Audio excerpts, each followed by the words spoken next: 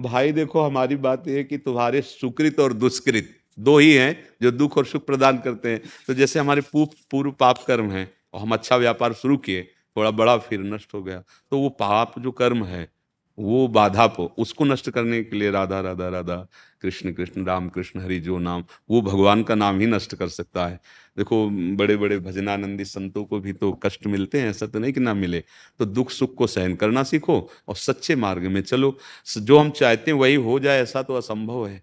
नहीं, सब चाहते हैं कि बढ़िया व्यवस्था, लेकिन चाह से केवल नहीं हो जाएगी, कर्म भी करना पड़ेगा उसके अनुसार। अच्छा, कर्म करते हुए राधा सफलता नहीं मिल रही तो पूर्व का कर्म आपको बाधा पहुंचा रहा है। राधा आप अच्छे पढ़े लिखे हो, आप स्वस्थ हो, आप वो पा सकते हो राधा जो पाना चाहते हो, राधा लेकिन नहीं बन रहा विधान, राधा तो फिर उसका मतलब राधा कोई हमारा कर्म है जो बाधा पहुंचा रहा है। राधा भगवान का नाम जप राधा करो, जैसी परिस्थिति में आए जीना सीखो। राधा नहीं तो पढ़े लिखे बहुत हैं और नौकरी नहीं मिल रही, अब क्या करें? राधा तो क्या शरीर नष्ट कर दे? क्या दुखी होकर बैठ जाए? क्या राधा डिप्रेशन में आ जाए? क्या नहीं, कोई छोटा मोटा व्यापार कर लो, राधा किसानी कर लो, कुछ करो, राधा समय व्यर्थ मत करो।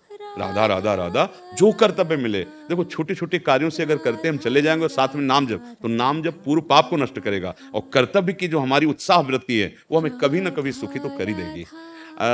अगर सुदामा जी को कई कई दिन भोजन नहीं मिलता था, तो एक समय ये भी आया कि सुदामा पूरी बन गई है।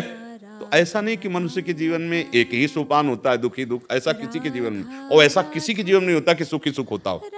कभी अगर बहुत अनुकूलता आ जाती है तो कभी बड़ी समस्या आ जाती है। तो हमें समस्याओं में टूटना नहीं, अनुकूलता में फूलना नहीं है। यही अध्यात्म सिखाता है। और ऐसा नहीं है कि दुख सुख ना आते हों, आते तो सबको हैं, पर सह जाओ और अच्छे कार्य करो, तो आप आगे बढ़ते चले जाओगे, सुख ज्यादा मिलने लगेगा और दुख से लड़ने की क्षमता आ जाएगी, निकल जाओगे। नहीं तो दुख ऐसे ऐसे आते हैं कि बस यही लगता है अब दूसरा उपाय नहीं, शरीर को शांत करें। पर शरीर शांत होने के बाद कोई 5 स्टार होटल थोड़ी कि वहां बुक हो जाएंगे जाके, फिर हमारा कोई शरीर मिलेगा इससे गिरा हुआ और वहां फिर भोग भोगने पड़ेंगे। अभी तो हम ऐसे कर्म कर सकते हैं कि शरीर बंधन से मुक्त हो सकते हैं। नाम जप करो, अच्छे आचरण करो, जो भी कर्तव्य मिले। देखो, अगर हमको परिवार चलाना है, व्यापार करना है, तो कुछ भी कार्य मिले अपनी क्षमता के अनुसार राधा राधा